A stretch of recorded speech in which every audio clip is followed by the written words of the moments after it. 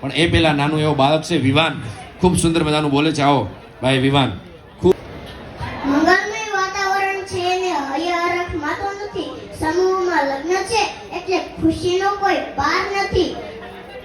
આજે આ મંગલમય અવસરે ઉપસ્થિત ટ્રસ્ટના સભ્યો, વડીલો, દાતાશ્રીઓ અને ખાસ કરીને નૂતન જીવન જીવવાની શરૂઆત કરવા જઈ રહેલા નવ દંપતીઓને મારા પ્રણામ. આજે આ ટ્રસ્ટનો ત્રીજો સમૂહ લગ્ન એ કોઈ પ્રસંગ નથી, પણ સામાજિક ક્રાંતિનું એક ઉત્તમ ઉદાહરણ છે.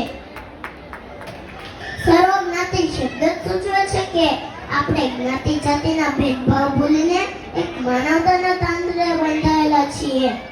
કહેવાય છે કે લગ્ન એ બે આત્માનું મિલન છે. પણ જ્યારે અનેક યુગલો એક સાથે પ્રભુતામાં પગલા પાડે છે ત્યારે એ એક ભવ્ય ઉત્સવ બની જાય છે. આટલું મોટું આયોજન કરવું એ કોઈ નાની વાત નથી, પણ સેંકડો લોકોની વ્યવસ્થા, ભોજન અને વિધિ વિધાનને એક સૂત્રે બાંધવા બદલ હું આયોજક સમિતિનો હૃદયપૂર્વક આભાર માનું છું.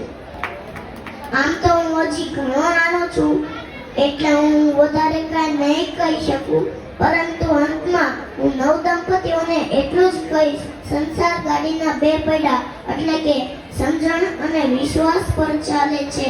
એકબીજાના સુખ દુઃખમાં સાથે રહેજો. આભાર. જોરદાર તાલીઓથી બિરદાવો. આગળ સન્માન કરો વિવાનનું. આવો નાનો છોકરો છે, ખૂબ સારું બોલ્યો. અભિમાન ભારત દેશના ભારતીના સંતાન